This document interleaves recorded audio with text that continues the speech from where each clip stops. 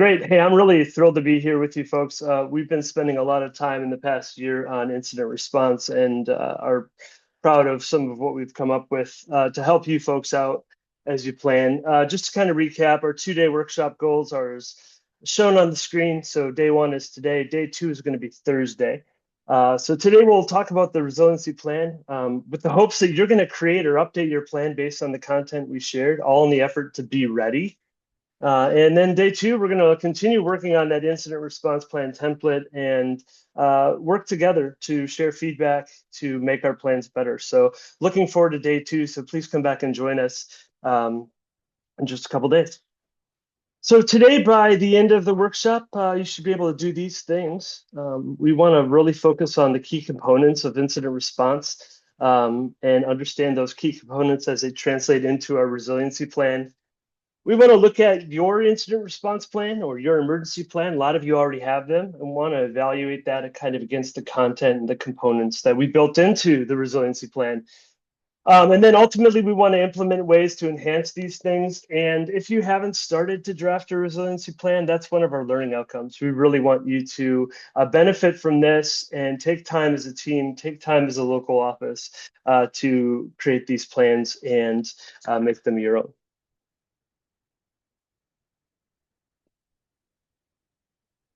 So let's talk for a moment about what kind of plan we need. So there are lots of different plans that are out there. As you can see on the screen, there's a quick graphic here of, just a bunch of different plans that people have. Some of these might strike you as things that you've created in the past and that you have available now. We have emergency operations plan. We have a comms plan. You might have a crisis comms plan. A lot of you have different plans that you have in place, such as standard operating procedures that you utilize to just get done the work that you have to do. So a lot of planning goes into election logistics, and some of these plans might jump out at you as things you already have in place. But specifically, when we're talking about crises and incidents and responding to those, we want to kind of focus on the idea of operational resilience. We know that the show must go on, right? We've probably heard that said a lot. So it's really important that we do everything we can to plan and prepare to be ready, because there is no pause, there's no stop button on the election period, right? It's going to go on. Election day is going to happen, and there's very few instances where you can deviate from that course. So we have to be ready. We have to have these plans. And I don't think I really need to tell folks that are on the call today. I think you already realize that, but just to kind of shape that out there, it's super important in the work that we do. It takes a village to work together with your local partners, with other stakeholders to create these plans, to make them better, to make them really work. And we just want to highlight some of our partners that are out there that are doing great work in the election space.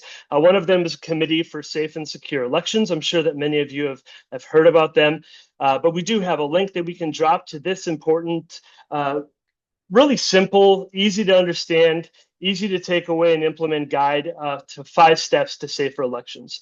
So really focusing on those 5 components of meet, share, agree, plan, and practice.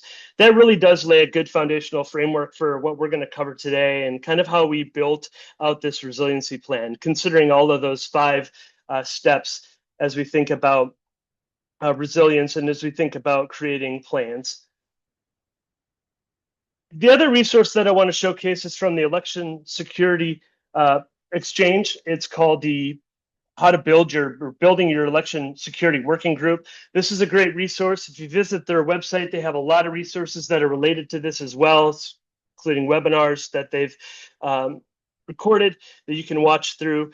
But this is just another kind of connected resource to the one I just showed you from the Committee for Safe and Secure Elections, and that's meeting. It's so important that you build your partnerships and that you meet before the incident occurs, right? You want to know who you're going to rely on, who you're going to partner with to get through the situations that inevitably are going to come across, unfortunately, your desk, or they're going to happen to your office, and you're going to be involved in responding and mitigating the situations that you are encountering. So this is just another great resource to take a look at to build your election security working group.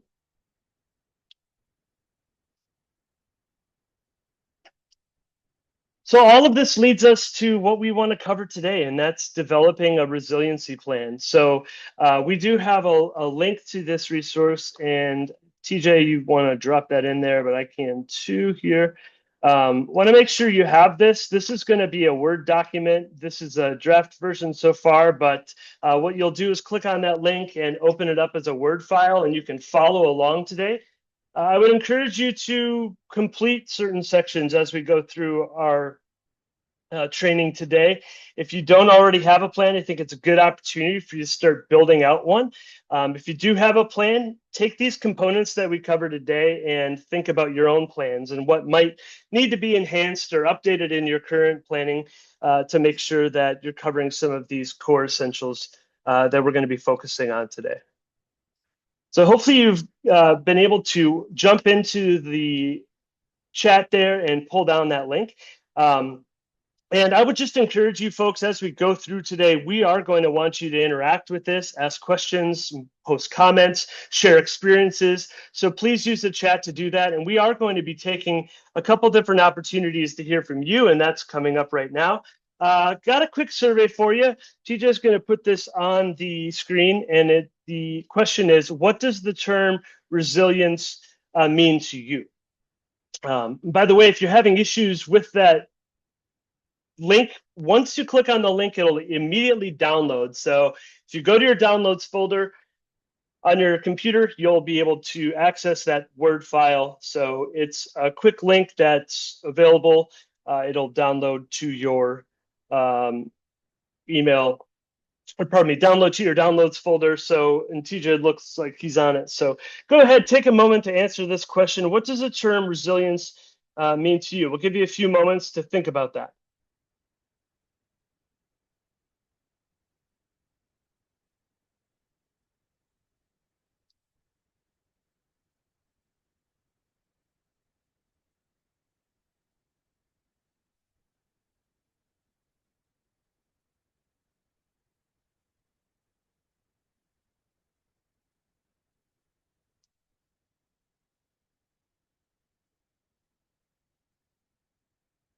All right.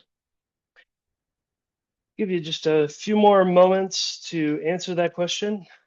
If you are having issues with the link, please let us know. We'll do our best to get that to you another way.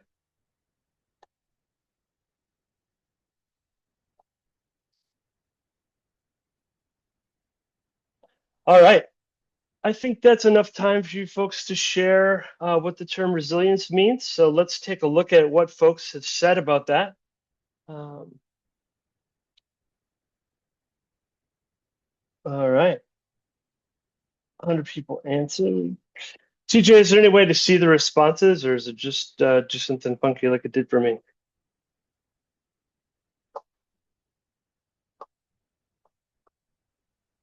All right. That may not have worked as we wanted to, so let's use the chat. What does the term resilience mean to you? Take a moment and just plug in the chat what resilience means to you.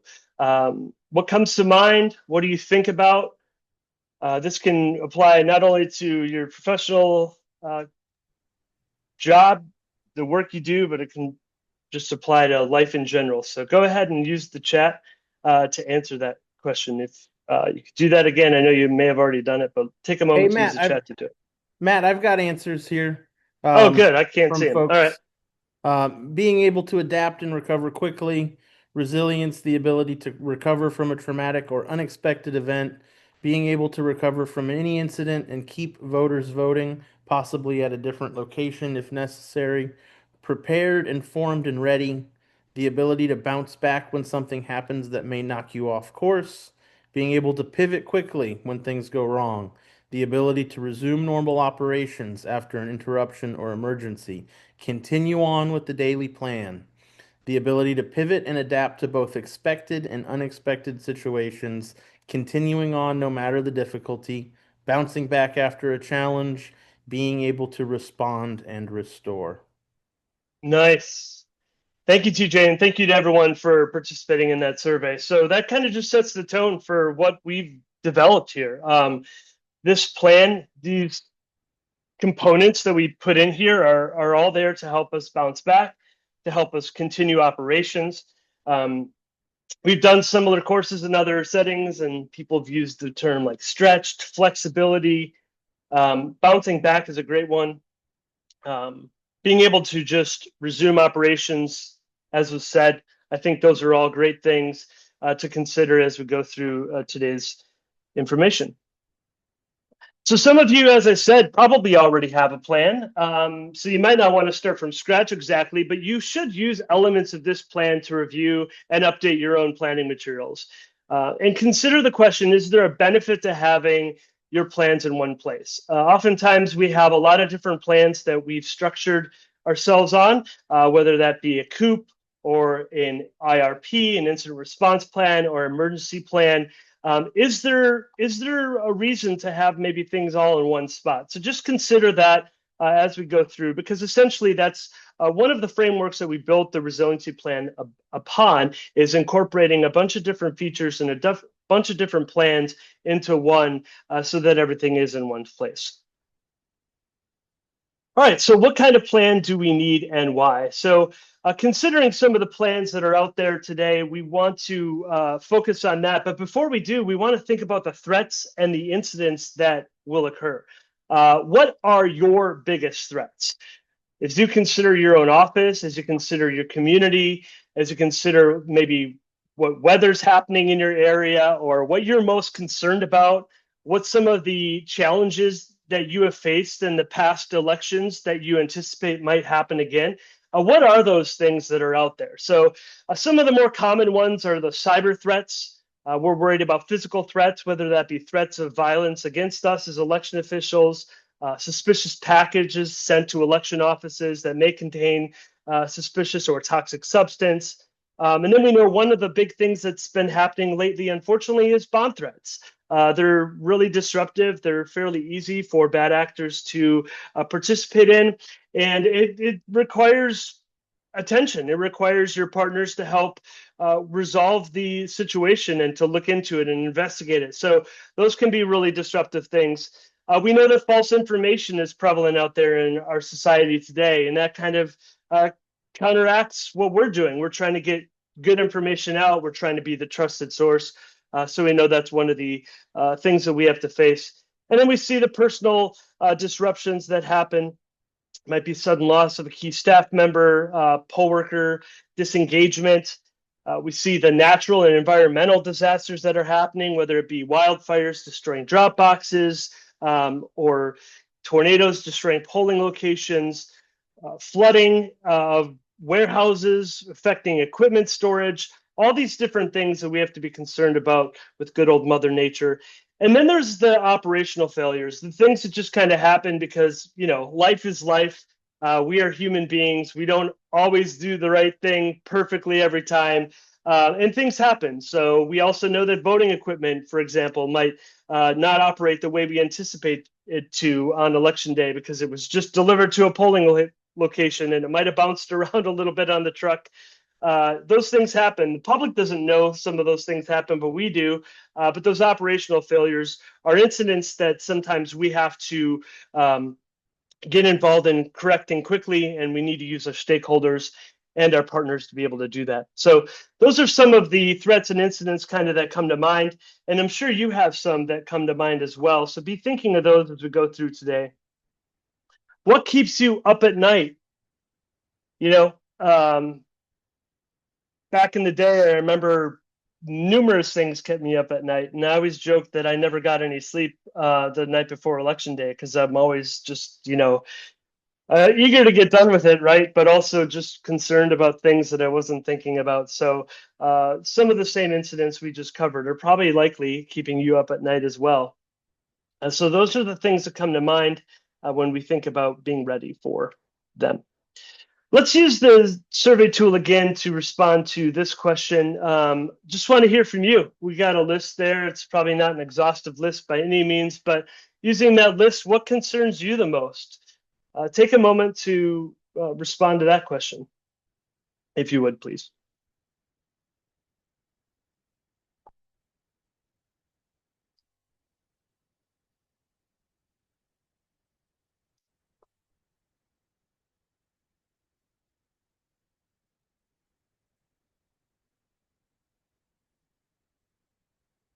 All right. Obviously, there's no right or wrong answer. Just kind of want to hear what the general atmosphere is, get an idea from you folks. Different parts of the country, people joining today. So sometimes it's regional, sometimes it's just local to you. But what concerns you the most? And obviously, you might have been difficult to answer this question because there isn't maybe a single thing. But let's see what you had to say. And TJ, if you want to share kind of what folks thought about that question, that'd be great. All right. So it looks like 5% of you folks are concerned about cybersecurity threats. Some of you are concerned about natural disasters, political violence, power outages, procedural issues. So that's good.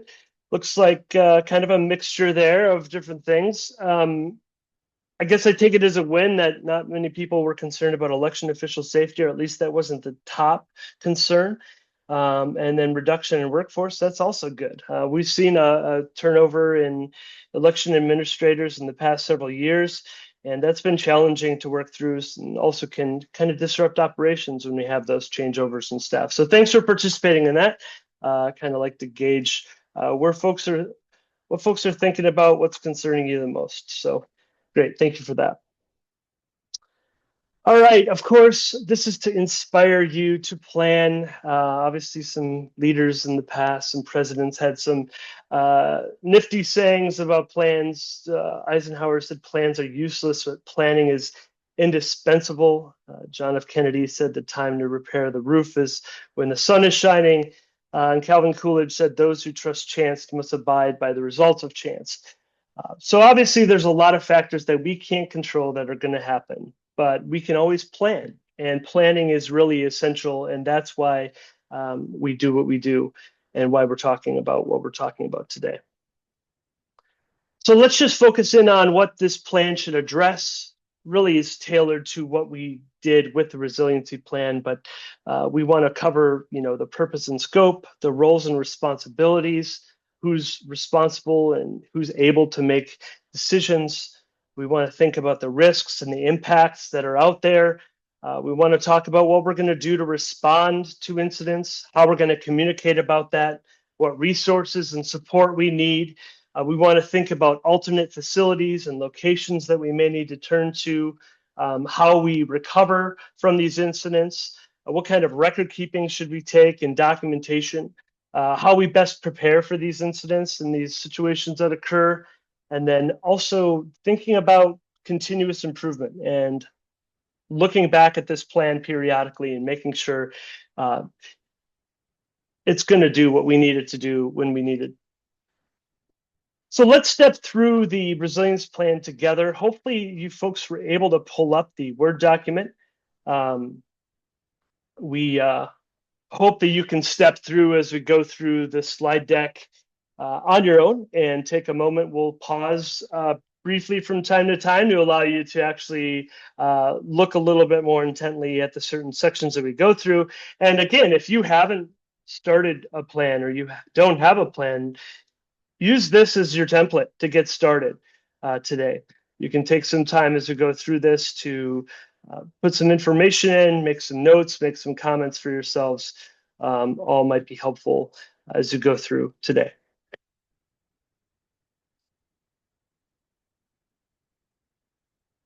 All right. First section that we want to cover, the first step rather, is to identify the purpose and the partners. And this is looking at the sections 1 through 3 of the resiliency plan that you have. So section 1 is the place that you would detail why this plan is being formulated and what is it intended to accomplish. We really want to set the plan objectives because it's important to ensure that ultimately our plan meets the goals that we set out to achieve. Now, one of the things I just want to focus in on for a moment is the fact that we tried to develop this resiliency plan with the framework of NIMS and ICS. And those are two principles that are used a lot in disaster recovery. And it's the National Incident Management System and the Incident Command System is what those abbreviations mean. And by the way, in the back of the resiliency plan near the end in the appendix section, there's an abbreviations list. So if we use some abbreviations today and don't explain what they are, you can always look back there, and I'll do my best to avoid that use of acronyms without explaining what they are. But essentially, we try to take the frameworks that exist within FEMA and within other incident response frameworks and put them into this plan so that ultimately, when we engage our partners, our emergency managers, our law enforcement, we're all kind of speaking the same language and thinking about incident response and ultimately recovery from that response with the same terminology being used. So that's why some of these sections might look a little different than what you have in your plan. And they also will look a little different than what an emergency manager is going to have. They might have more of a basic framework following more closely some of these FEMA and national response techniques. We tried to take it and pare that down a little bit, but ultimately that framework is being driven by those common incident response procedures and frameworks that are out there. Section 2 is linked to the purpose, and it's the section that you can detail the authority structure as it relates to elections and your role as an election administrator. So it's the opportunity for you to detail what's the local authority, that's likely you, what's the state authority, that's likely the state board or the Secretary of State's office, whoever that might be for the state that you're in. That's where you'll detail kind of the responsibilities and the roles that they play in just general election administration, but also probably more specifically with regards to emergency responses that impacts elections. And then underneath that in the referencing section, you can see some framework already built there of both the federal law, some basic and very generic state law and policy, and also a place to put in any local ordinances or policies that apply to your election jurisdiction. Why is this important? Because it really does help set the framework and show why all of this is so important. There's emergency procedures likely that are listed in state statute. I think it's important as administrators to know where that authority lies. Is it in the hands of the governor? Is it the hands of the Secretary of State? Who might have some of these authorities when situations arise? What are the options that I have? And this is the opportunity to kind of cite those. You may want to work with legal counsel to identify what some of those sources are and to put in the correct statutes. But nonetheless, this is an opportunity for you to customize this and make this your own. Really, this is not meant to be generic. We want you to be specific here, list the specific statutes out, and identify who those authorities and referencing those authorities appropriately. So this section doesn't need to take a ton of time, but it's an important section to lay the groundwork for. So that's section 2. Section 3 is perhaps the most important section. I don't know, it's maybe a little debatable still, but this is such an important section because it's really how you connect with people, right? So we talked initially about meeting with your partners and sharing and having those conversations. You need to know who these people are. You need to know who to contact. How many people would just put in the chat that you have a contact list? Just share quickly, yes or no. Maybe it's printed out, maybe it's on your computer somewhere, but you have one. Think about that for a moment and just respond in the chat if you would. Interested to know how many people actually have one ready to go. But once you've identified your partners, you want to build out that contact list. Okay, great. Some people are responding yes. It looks like most of you do. So in the resiliency plan, we have a whole section dedicated to building out that contact list. This is just a shell. This is not meant to be an exhaustive list of all the potential contacts. This is really your opportunity to make this your own. You might have a lot of different contacts in here that aren't even addressed in this basic contact list. So take the opportunity to build this out, make this your own. It's important to have. And it's also important, as just a quick comment, to make sure that this is available and printed out. If you lose your ability to access your computers, now it might be difficult to actually get the phone numbers to contact those people. So not only should you print that list out, but you should have those contacts stored in your phone and go through them occasionally to make sure that they're up to date, because as we know, positions might change personnel might change. So I want to make sure that's as up to date as possible. So ask yourself the questions that are posted here on the screen. What does your contact look like? Is it written down? Is it printed out? Is it updated regularly? And are contacts missing that should be included? So I'm kind of curious. I know that you folks are maybe looking at the screen, but hopefully you're diving in a little bit to the Word document that we shared with you. Take a moment, look through that contact list, just kind of sort through it a little bit. It starts off with kind of those federal and state partners and moves down into local. We also have an other section at the bottom there. But take a look at that. Can someone just put in the chat maybe a contact that's on your list that might be missing from this chart?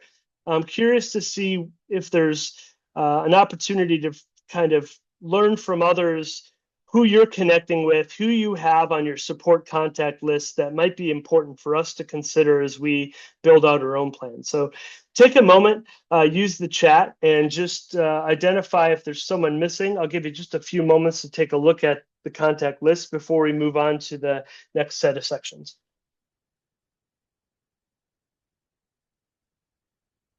So who might be missing from your contact list? Go ahead and use the chat feature to mention that. All right, good. County auditor. That may be, depending on what state you're in, that might be the election official for the local county. The maintenance department, EAC, great.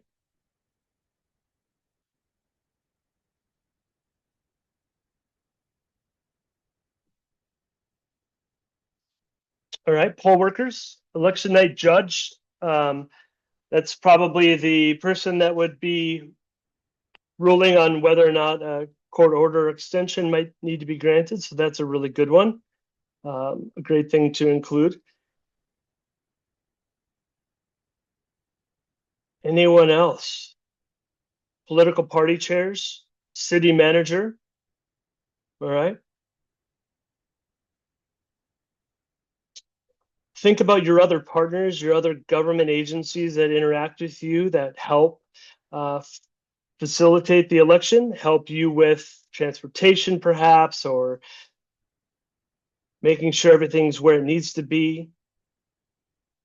Anyone else that you have on your list that might be missing from this contact list, take just another minute and go ahead and please put that in the chat. Thank you for those who've already shared.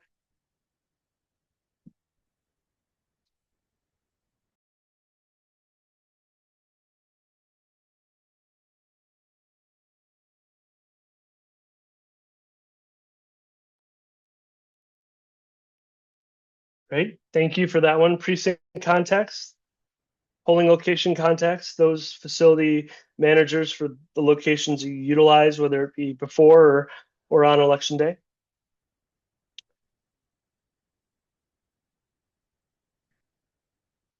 Great. Now, for those of you who already have a contact list and are deciding, hey, I want to use this template and build out a plan, you can copy and paste that contact list into this. You don't have to rewrite everything. It's not intended to do that. It is there if you need to build it out from scratch, but most of you have these different contact lists that you can put into one spot into this plan so that everything is kind of centralized and there when you need it. So again, this plan is a template. It's used hopefully by election officials to develop a plan if they don't already have one, but also to think about what components might need added into existing plans.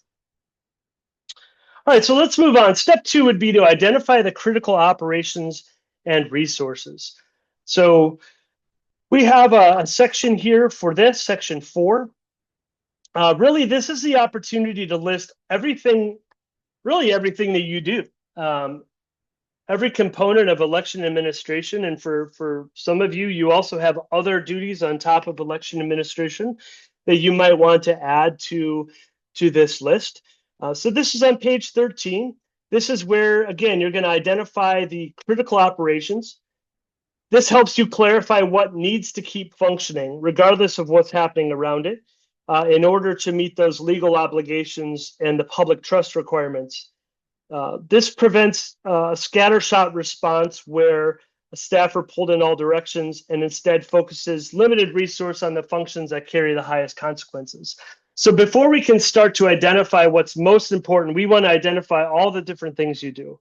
And this chart is, I think, a helpful tool for you to not only address who the primary person responsible to carry out that function is, but also who their backup is. So when we think of resiliency and operational resilience in particular, we want to think about redundancy. We want to think about cross-training and those elements that go into just kind of the day-to-day functions of our office and carry those into the resilience plan as well, because it's an important thing to think about as we plan and address those situations that might occur that might prevent the primary person from being able to carry out that function, and therefore requiring the secondary person to be able to do that. So this is a good opportunity for you to identify your critical functions. Again, this isn't an exhaustive list. You're going to have things that are going to fit in here that aren't necessarily listed. So take an opportunity to do that. This is a little bit more laborious of a section perhaps to fill out, because you're really having to brainstorm. But if you get with your team and you go through the different functions and the different duties that they may have, you'll be able to build this out pretty quickly. So this is an opportunity to gather with your team and to develop this accordingly to have this outlined. So this is a really important aspect that I think for a lot of us, we might not already have included in our plan, but something you want to identify as you build out your plan. So again, why are we doing this? Well, we want to really just focus in on what is the most important, what needs to keep functioning. This helps us to identify what must continue. We're identifying those mission essential functions that must keep operating, and we're focusing on what matters because we want to make sure that we meet our obligations and maintain that trust. Again, here, defining responsibility is critical. We want to make sure that these operations have clear ownership and there's a plan to make sure they continue going no matter what. Which brings us to another term that we might not see a lot in elections, in the election space, but this is terminology used a lot in emergency management, and that's the term mission essential functions. These are the activities that must continue before, during, and after an election, regardless of the disruption that might occur. So you can see on this chart here, we have several listed. Not all of these are necessarily mission essential functions for you. So that's why this resilience plan has a chart that you can complete and make it your own. So within on page 15 of the Word document, you'll see this chart. I want you to take a moment to consider your mission essential functions, and let's identify together what might be missing from this table for you. Interested to know what you might consider to be a mission essential function that might be missing from this list. So take a moment to do that. And then also think about these other terms that are used here, and that's max tolerable downtime and the recovery time objective. So basically, max tolerable downtime is how long can something be inoperable, or in other words, you can't use it. How long can that be before it's going to really impact operations, public trust? It's going to have adverse impact long-term potentially. And then what is the recovery time objective? How fast do you need it to come back on? How long can it really be down before it's back up? Think about those things a little bit as well, but let's just focus on what mission essential function might be missing from this list. I'm interested to know if you have an idea there, or something comes to mind as you kind of peruse those 14 items. Again, this isn't intended to be an exhaustive list. It probably has similarities to what you are thinking already, what you consider to be mission essential functions. But take a moment, what is missing from the table? Use the chat to identify, if you don't mind, what that might be. Interested for those of you who don't just do election administration, you have other mission essential functions that might need listed here, what those might be. Okay, great ballot design. That's a process that usually has a tight window to get done. So interruptions there can cause down river, if you will, implications. Can create havoc if you don't have a ballot ready to go. Obviously, we have a federal deadline to have UOCAVA ballots prepared and ready. So that's always something we need to be concerned about. So ballot design, mission essential function. Anyone else with an idea there of a mission essential function for your office?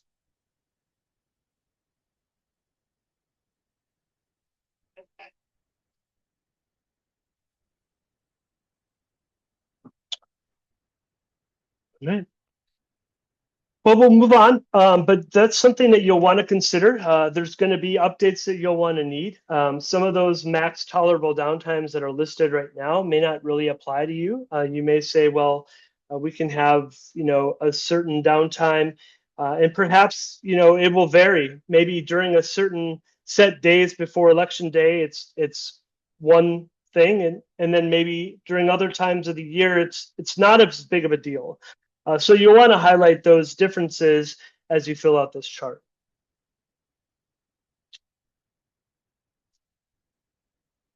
So identifying that maximum tolerable downtime really helps you address your needs for alternate or backup systems and maybe alternate approaches. So as we kind of consider this idea of how long something can be down, just a couple things to quickly address. One is that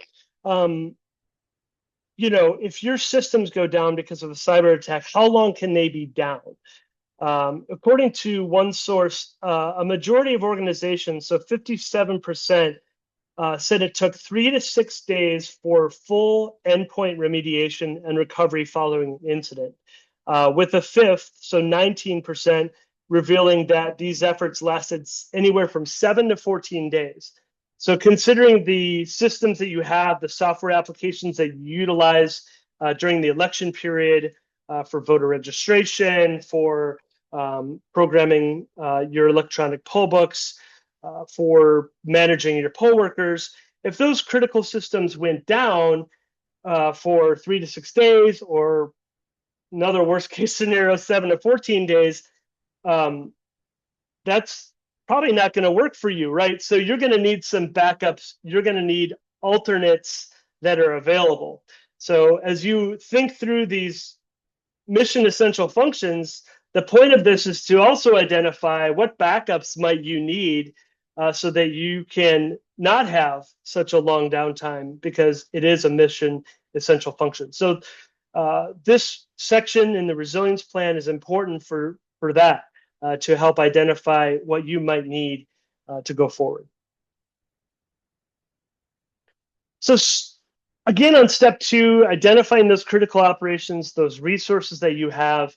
The rest of section 4 really gives you an opportunity to list a lot of information that's going to be helpful to you. 2 examples here are to identify how vendors support you. What role do they play in your operations? Maybe it's not a big one, but for some, it might be a big deal.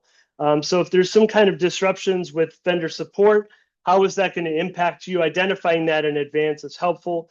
And then thinking about those primary and alternate facilities. So if for some reason you cannot, for probably a lengthier period of time, get into your office or work out of your office, how does that impact your operations, and where are you going to go?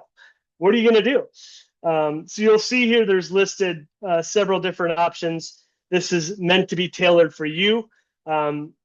We suggest that you at least identify 2 facilities. So you obviously have your primary facility, but you should have at least 1 alternate facility, preferably 2 alternate facilities, of where you can go and you can continue operations. And you'll notice that there's mission essential functions that are listed in that column where it says MEF supported. That relates back to the other chart. When you say something's critical, does the facility you move to, is that able to carry out that critical function or not? So be mindful of that as you think of your alternate facilities. Are they adequate enough to be able to help you get the job done that you need? There's some other charts in here that detail both your current polling locations, but also your alternate polling locations, your current drop boxes, but also your alternate drop boxes. Gives you an opportunity to really put pen on paper and make sure you're thinking through where am I going to go if polling place A is wiped out by a tornado, or I can't use it on election day because of some disruption that happened, or maybe a gas leak. Where am I going to move those poll workers and those voters to? Where am I going to redirect people to? Thinking through that in advance is so important as you're able to respond to incidents timely going forward. Another chart in this section, it's a really important one to think through too, and that's your resource sharing agreements. What resources do other departments have within your jurisdiction that they might be able to help you in certain circumstances, or maybe it's outside, even county lines. Maybe it's resources that the state has. Work with your emergency managers to identify what resources are already available. You don't have to start from scratch here. And by the way, this is on page 22. They have a lot of this already. So that's why it's so important to meet with them, because they'll have a lot of tools. They'll have a lot of resources already lined up that are potentially available to you. But this is an opportunity to really detail those. And we would always recommend that, if possible, you establish some kind of memorandum of understanding or some written agreement and have that in place so that when something happens and you need that resource, there's already this pre-commitment that it's going to be made available to you to carry out the functions that you needed to carry out. So be thinking of that in this section as well, and that's the resource sharing agreements, important thing to consider. Moving on to section 5, this is step 3. This is where we want to identify the severity of incidents. Think of something that occurred to your operations and classify the severity. So some of you, probably a lot of you, may have already had primaries this year. So maybe it's something that came up in the primary election. Is there something that happened, and how would you rate it using this situation severity table? Now, we came up with classifications that you can adjust. We came up with a couple example situations that might not fit for you. So don't just use this chart, make it your own. And here's where you're going to detail the response level. What are you going to do when a relatively routine or minor incident occurs versus a critical, a complex, or a severe issue occurs? What are going to be your responses then? So identifying the severity level is really important, because it helps us understand, how we're going to respond to the situation. There's another section that's very similar to the severity table that you just looked at, and that's going to be in the appendix section. So appendix 6 of the guide, or pardon me, of the plan. This is something called the Threat and Hazard Identification and Risk Assessment, or THERA. This provides a foundation for all emergency planning and follows FEMA's Comprehensive Preparedness Guide. What this does is it looks at your own jurisdictions and assesses the probability and potential consequences of those different things. If they happen, what would they do? How would that affect your operations as an elections office? So one of the things that we would encourage you to do with your emergency manager, again, is go through this information. They'll have a lot of this data already down, and they'll have some of this identified, what the probability of a thunderstorm or a severe thunderstorm is potentially, and what the consequence might be. Maybe your jurisdiction has particularly aged infrastructure when it comes to electrical power, so maybe the consequence could be greater. So thinking through those things is helpful, because it helps you focus in on what is most likely to happen and where to really put the most resources towards making sure you have that continuity of operations that you can maintain.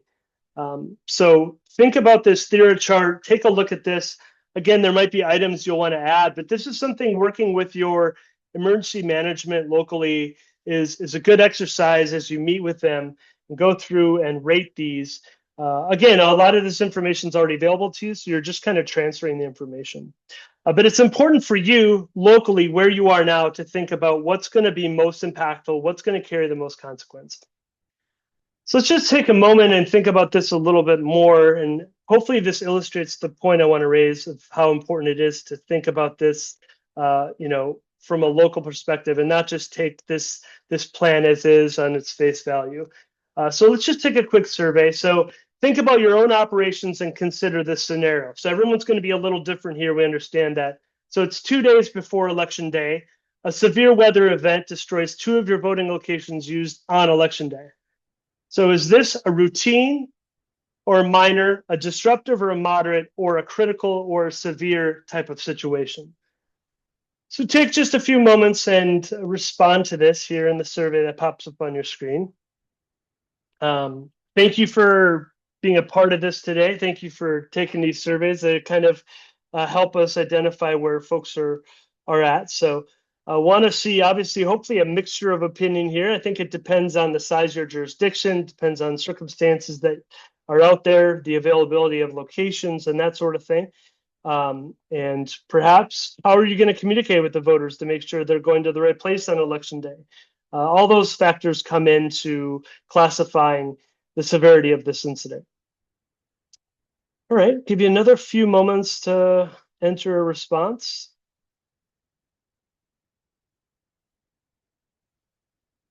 All right, I think that's good.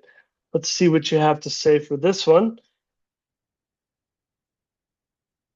All right, so it looks like most of us feel like it's either disruptive or critical. Nobody said it was routine or minor, so I think it's going to already, for most of us, regardless of size, be a disruptive or moderate type of circumstance that occurs, critical or severe for a lot of you. So that's great. Thank you for taking that survey.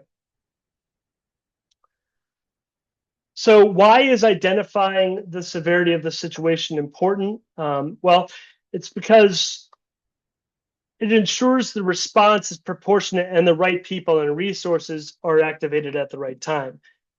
So if you are identifying it as a minor situation, it may not involve the full gamut of partnerships that you've built up, right? You might not need a lot of support from other agencies or other departments. But if it is a moderate or disruptive or critical / severe type of incident, it's going to require more people. So again, depending on the severity level, that's going to correlate usually directly to the response. So it's important to identify how serious something is. This will help you make fast decisions without escalating something unnecessarily. It also allows you to genuinely approach genuinely serious incidents with immediate attention. So if something's minor, it might not necessitate such an immediate response versus a critical or severe type of incident. This also helps us keep consistency across your team doing the work within your jurisdiction. It supports any after-action documentation and helps leadership and external partners understand the nature and scale of what's being managed. If you tell your state election authority that it's a minor incident, they're probably going to offer support, but maybe not as much. They're going to focus their efforts on other jurisdictions that might require more help. So severity levels, identifying those, thinking through that in advance is an important part of incident response. Tailored directly really to that is the notification requirements that you have. Some of you have statutory or policy-driven requirements for reporting certain incidents, so consider that when you fill out this table. But those notification requirements are likely going to be different.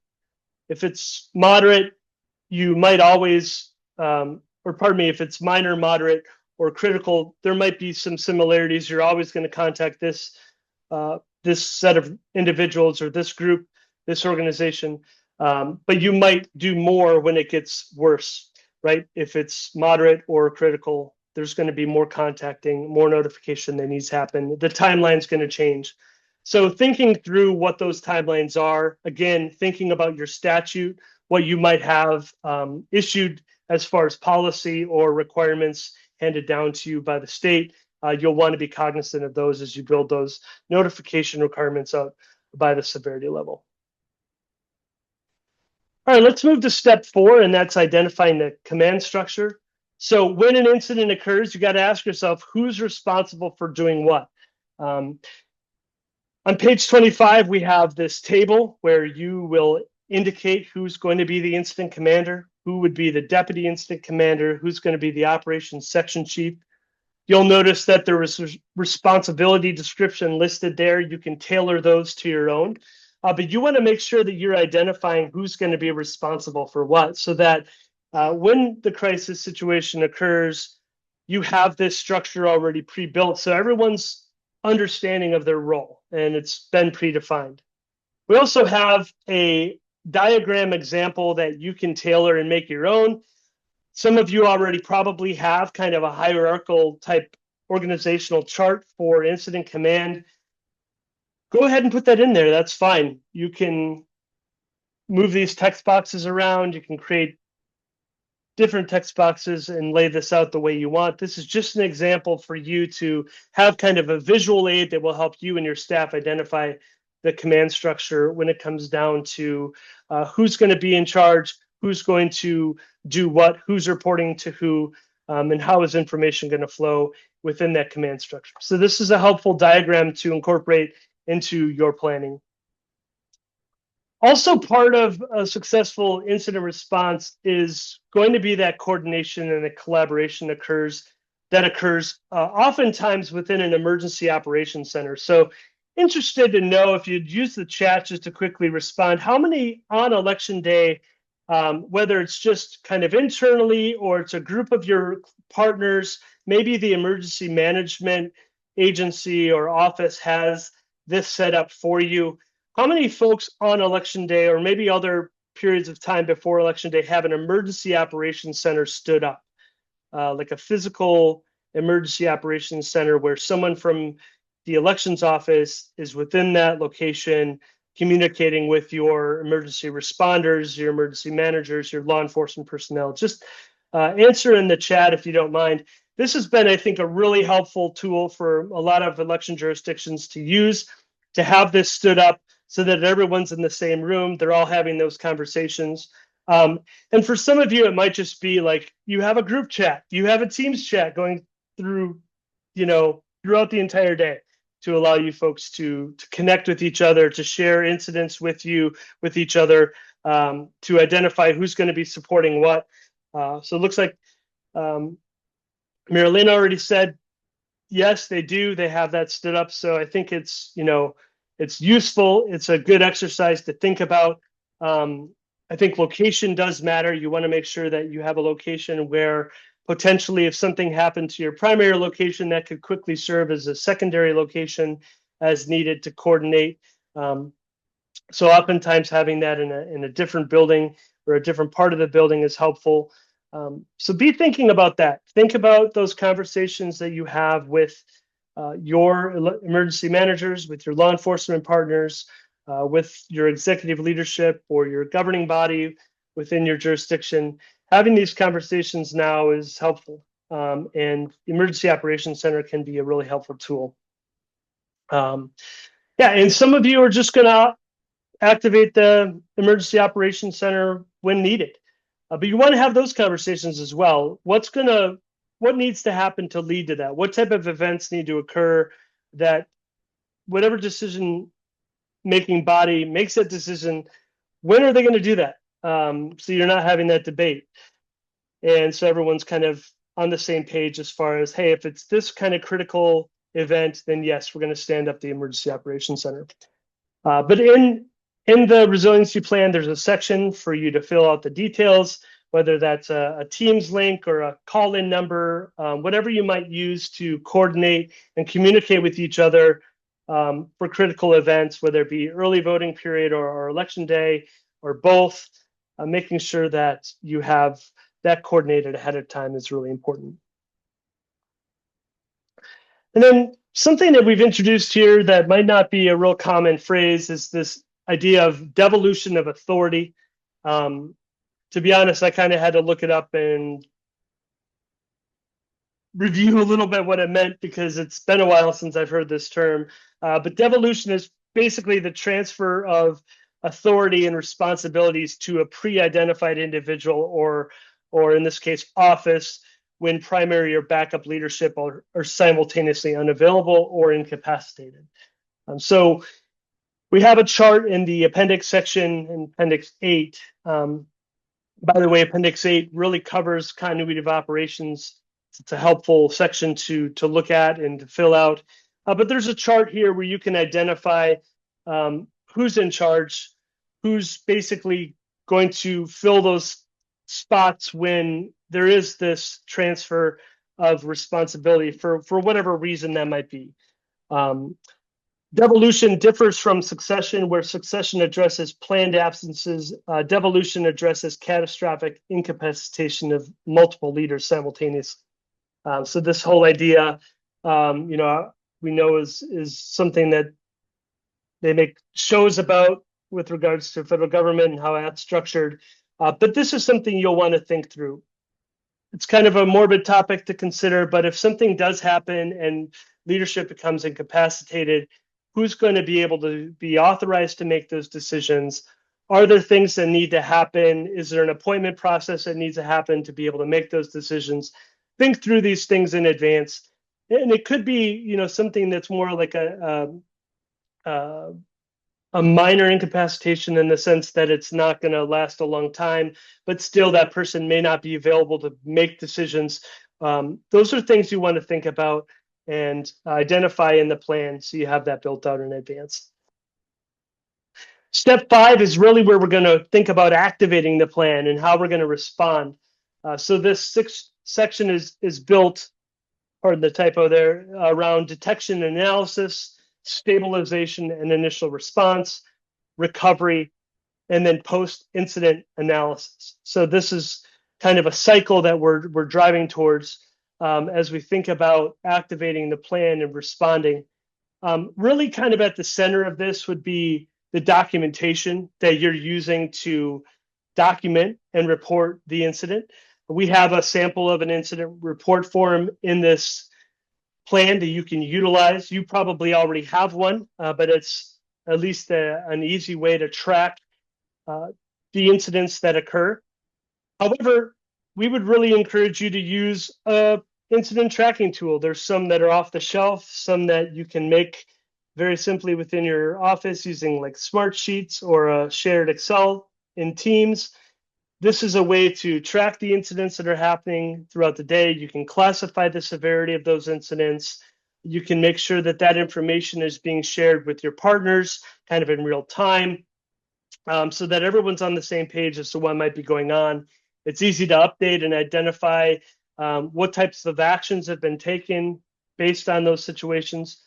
So that's something to consider as you think about incident response, is how you're going to track and how you're going to really record the information that you collect as you go through the response process.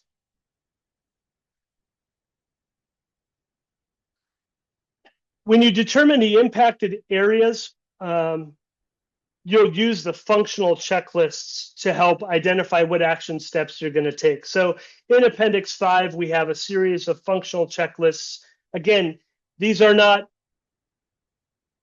to be taken as is. They should be customized for your office.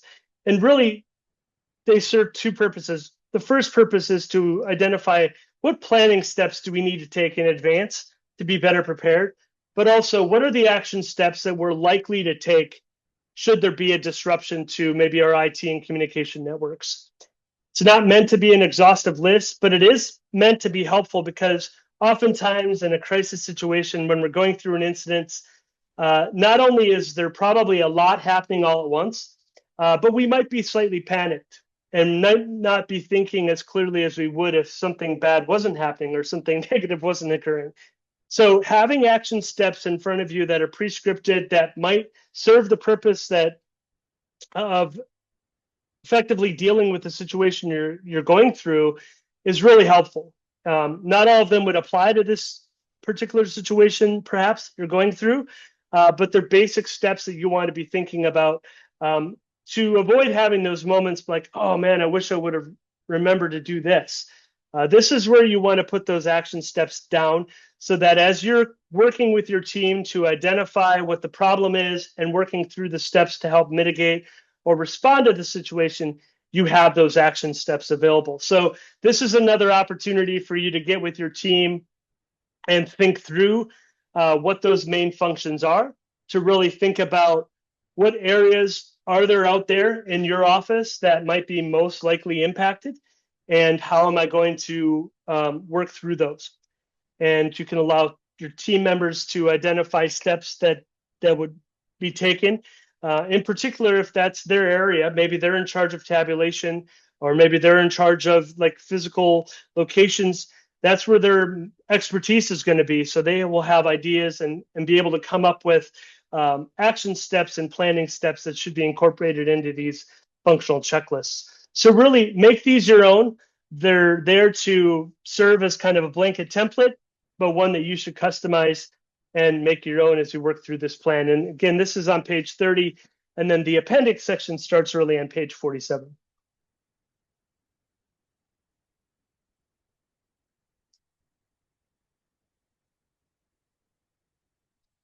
Sorry about that. So again, the reason that we built the functional checklist the way we did is because a lot of times we focus a lot on what occurred and not on as much on what was impacted. So we want to do that. We want to focus on how we're responding based on impact. So we want to contact and assemble our team to review the incident. Step 2, we want to identify those functional areas that are impacted using the incident response form, but also the functional checklists. Review those checklists, review the action steps, and as needed, depending on the circumstance, you're going to activate the Emergency Operations Center. And then ultimately, you want to assign team members to carry out the determined steps. So making sure you have that authority structure, you have that command structure already pre-built so people understand that they're going to be tasked with certain functions. Having that pre-programmed, having that built out in place so that everyone's aware of what their role is really important to successful activation of your plan and ultimately your response. All right, so we've covered a lot so far. We're going to just focus a little bit on communication for the next few moments. Communication is really key to all of this. I think if you talk to emergency managers, in particular law enforcement personnel, when they're responding to certain incidents, communication is key. Identifying what's happening, being able to communicate and issue instructions and provide guidance to whoever's operating on the front lines, whoever's doing the work, making sure that everyone's on the same page. Communication is just really important. So we have a whole section built up for this. This is going to be section 8 of the resilience plan. This is on page 32 is where it starts. But really this first table here is where you're going to identify who's responsible for doing what. And this might be for some of you the same person. For some of you, this is you. But be mindful of those resources that exist within your jurisdiction. Perhaps that's a municipality, maybe it's a county. Do you have a public information officer? Do you have a coordination team that's ready to go to help with communication situations?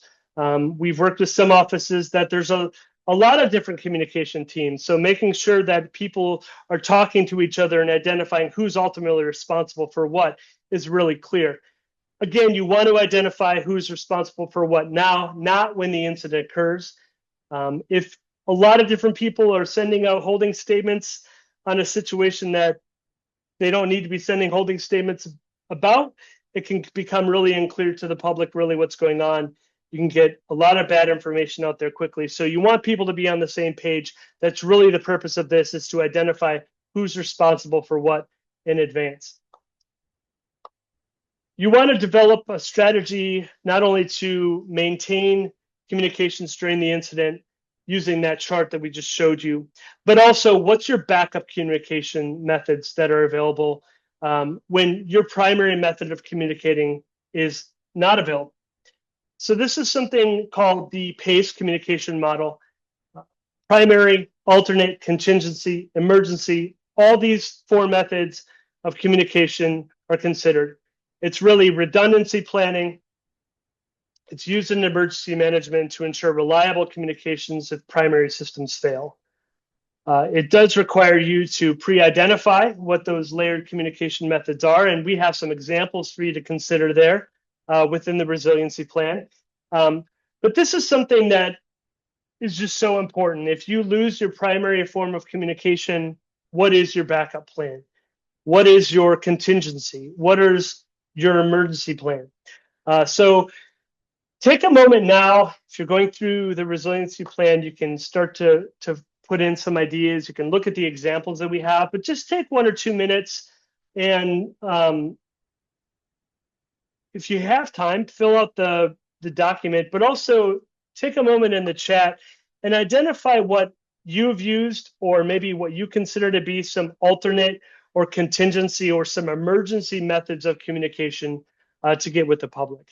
You know, Karen mentioned earlier the impact that Hurricane Helene had on everything in North Carolina related to the election that was coming up. But it did really cut off some communities from normal communication altogether. So I think there was a need to be creative about how you're going to communicate maybe a last minute polling location change with voters who are really cut off from any kind of communication because they don't have power. So perhaps their cell phones are dead now. How are you going to communicate with these other areas? So some of you have mentioned emergency alerts through your county emergency management, radio ads, ham radio operators are always an effective tool. So thanks for that. And just to highlight our contact list, we do have ham radio on our contact list. So those are good folks to get in touch with, local radio stations. So, you know, hopefully if there's a significant weather event, people are tuned into a weather radio that they might have or some kind of emergency radio that they're able to connect and get that information that way that's being shared over the airways. So yeah, that's helpful. So you want to be thinking too, what happens if you're unable to get in touch with a polling location on election day? Maybe no one's picking up the phone.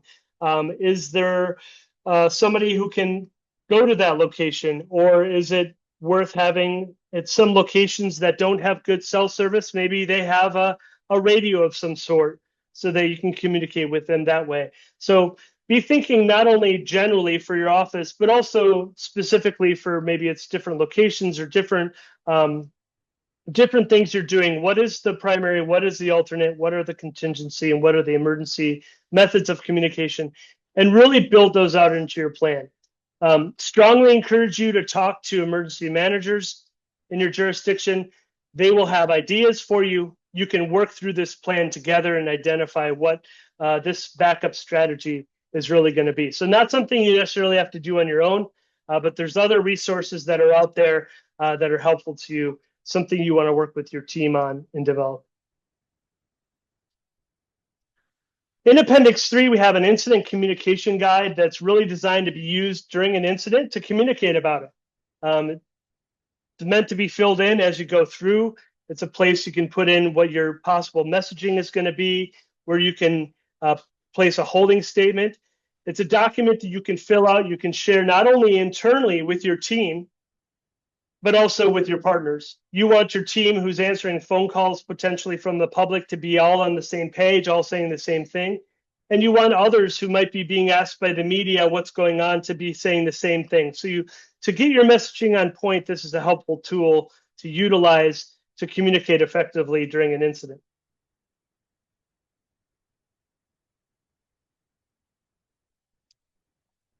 All right, step 7 is to train the team.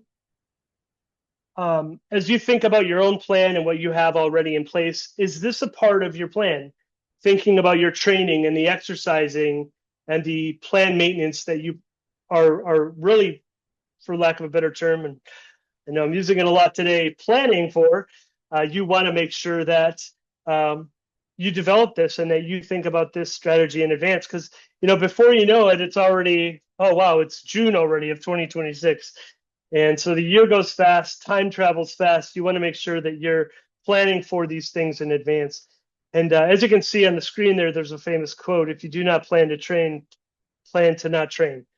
So you want to make a conscious effort to plan for this. So as you look through the resilience plan, you see some topics that are addressed there. So active shooter or active aggressor training, bomb threat and suspicious package training, cybersecurity training, de-escalation training, doxing training, emergency response training. One important thing that I'll call out a little bit more is the emergency management training. If you've never taken a FEMA course, I would highly recommend taking those entry-level courses where you can become more familiar with the terminology and the practices and the framework that encompass both the National Incident Management System, but also the Incident Command System. So be thinking of opportunities that you have. You can go online and take those courses, I believe, for free, but you can also talk to your emergency management about maybe taking courses with other departments within county government. This is just a really good help. Will help you not only build out your plan, but also help you when you go through these incidents. So several others that are listed here. You might have others that you want to train your staff on. I would encourage you to add them to this list. All important to consider as you move through the year. So let's just take one more survey. What on that list might be helpful for your team? Curious to think as you think about maybe what your staff is going to experience or what you maybe anticipate them experiencing. Are there maybe some items listed within the resilience plan that we showed you, some trainings listed that yeah, that would make a lot of sense for my staff to take part of, my team to be trained on? Again, maybe a refresher training. Curious to know what you folks are thinking about this year, especially. Know a lot of folks past several years have been talking about de-escalation training. Is that something maybe you need to do again? Obviously, cybersecurity training is always important. So what comes to mind? What trainings will be helpful for you, for your team? Take a moment to answer that.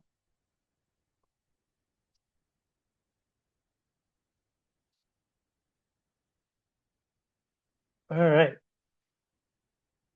Give you another few moments to do that.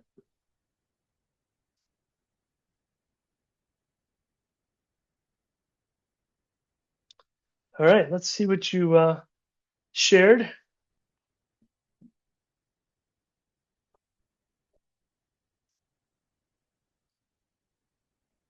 All right.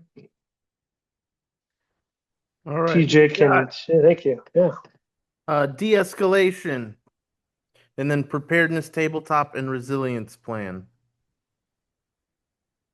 Great. I will say on de-escalation, our friends and colleagues at the Committee for Safe and Secure Elections have been doing de-escalation trainings. So if you're interested in those, please don't hesitate to reach out. Yeah, and TJ, if you're, yeah, go ahead. Well, we're always free to do tabletop exercises as well, so we encourage folks to reach out for those too. Thank you for that. All right. Moving on, step 8 is to consider the others. Basically, that's the way to think about the other elements of the plan that we have incorporated here. This is an often overlooked area when you think about incident response and crisis management, especially though when we're thinking of potential for longer term downtime, longer term crisis management.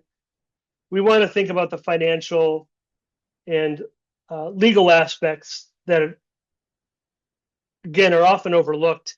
So we've included 3 sections in here, one for legal guidelines, one specifically for cyber insurance, and then also just one for general financial considerations. Just want to walk through these quickly. We would encourage you not only meet with your emergency managers, your law enforcement and other partners, your IT, meet with your legal counsel. Here's a quick chart that you can kind of think about and frame up during the conversation. What are your responsibilities? What would legal prefer you do with these certain circumstances that occur? Having that written down is really helpful. keeps legal counsel aware of what you're planning on doing, but also just really helps to be on the same page. In regards to cyber insurance, you probably have cyber insurance. If you don't, then you can avoid this section. However, you probably do, and it's good to have that information available. Even if you're not going to be directly reaching out on behalf of your city or your town or your county, wherever you might be working, it's good to have that information available so you kind of understand the guidelines in advance. I think it's important to note that there are sometimes contractual provisions within the cyber insurance contract that don't necessarily override any applicable state laws or administrative rules regarding how you have to report suspected or actual cybersecurity incidents. So be mindful of that as you think about your cyber insurance obligations. But then also, as we think about those financial considerations, be thinking of the procurement details for emergency procurement. A lot of times when you purchase something, you have to go through a specific process, purchase orders, invoicing, that sort of thing. Is there a way around that in an emergency situation? What are those details that you need? Some of you might be that person in the county or the jurisdiction to make these purchases. You already know this, but some of us don't. It's important to have that written down so you're on the same page. So get with whoever's responsible within your county government for the finances to identify the details. You can make this your own section. You can, maybe they have a process for this already written down, like an SOP of sorts. You can incorporate that into the guide, into the plan rather. That's fine. So be thinking of that. Also be thinking of your pre-approved emergency vendors. That may or may not be a thing for your jurisdiction, but how are you going to go about getting maybe temporary help? Maybe you need generators, maybe you need other IT equipment, maybe you need some emergency ballots printed, whatever that might be thinking now of what those backups or those alternative vendors might be, or those emergency vendors.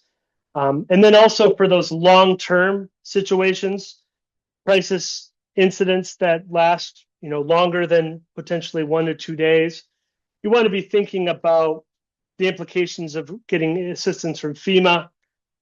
So there's a section in there that provides some general guidance. I would work with your emergency managers on this to make sure this is clearly documented so you understand what you maybe need to have prepared now, so that if it comes time that you need financial assistance and emergency funding, that can be expedited as quickly as possible. So that's some information just to consider. And then also in step 8, we do have just a good amount of resources in the appendix section, some of which I touched on in this presentation, but some I didn't. So take a look, especially at like Appendix 7, where you would detail evacuation routes, emergency procedures. In the Crisis Comms Appendix 4 section, we have sample holding statements that you can pre-fill out in advance and just fill in the details when the incident occurs. All helpful tools to be able to communicate effectively and quickly. We have more information about building out the continuity of operations program, some information to think about. And then we also have in Appendix 10 some basic incident command system forms. These are forms that are commonly used in emergency management situations. Your emergency managers are going to be more familiar with these forms than you perhaps, but they are ways to document the event. One is the incident action plan. Some of you may already have something similar. We've adapted it from the ICS form, but it's a good resource to have if there is a longer term event, something that's not being detailed and tracked. This is an easy way to pull down this form and fill it out easily so that you can share it with folks and everyone's on the same page. All right, we're to the final thoughts and wrap up section here. So just be mindful that your resiliency plan, your incident response plan, your emergency plan, whatever plan you decide to develop or update, remember it's a living document. You're going to want to spend some time focusing on it, especially before critical events like election periods. But also be mindful that when something changes, maybe a position change in your government, maybe your key contact at the emergency management changed, or maybe you have a threat liaison officer and they're no longer working in that role. Make sure you're updating your contact list. Make sure you're updating these other charts you're filling in. Some of this you won't have to change a lot, but you'll want to be updating it and making sure it's where it needs to be. Also consider that sometimes tactics and approaches to dealing with incidents has changed. You might have some general guidance for your team. Maybe you don't want them to go out this entrance anymore, or this exit rather, during an event. You want to update the appendix section with the evacuation routes. You want to be also mindful of anything you have posted, making sure you're updating posters and other like emergency diagrams that might be available, making sure that's up to date. And be mindful that your plan is likely a confidential record, something that you don't want to share with the general public, something you want to keep close control of. And you know what? You got a lot going on. Election administrators wear a lot of hats. Take this as a step-by-step process. You don't have to do all the steps at once. You can go through this resilience plan, a couple sections a week, but it is something you want to focus your attention on to make sure that you're meeting with your partners, that you're building out your plan, and that you have it as up to date as possible. And shameless plug here, if you want help, reach out to us at support@readyfortuesday.com. We'd be happy to support you in any way we can as you develop these plans, help you and have that conversation. We'd love for you to reach out to us. So with that, I'll take a few moments just to ask if anyone has any questions about what we went through today.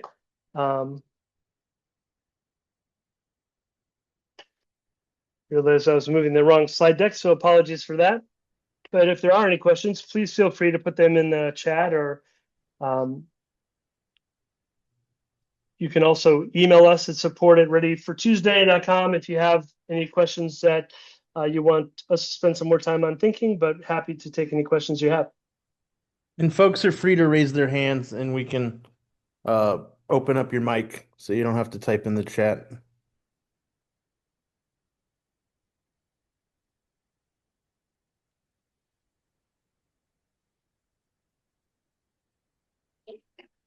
And just a shout out to the comment about the quorum. So like a non-quorum team of elections board members and county commissioners who are all in the same room is just a really good thing to have set up and available to you, especially on election day, to be able to make decisions and manage situations effectively and timely.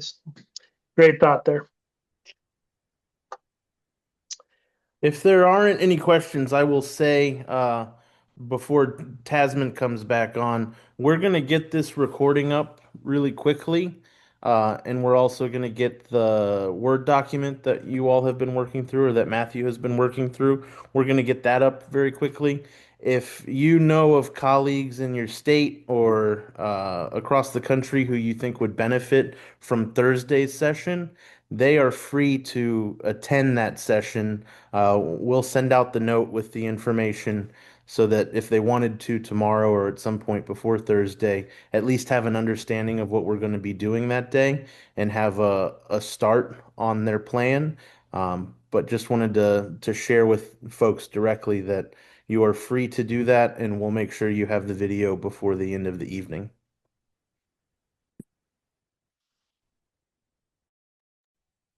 Tasman, you want to bring us home? Yeah. So today was such an information dense and rich workshop. I merged dense and rich together, made up a new word.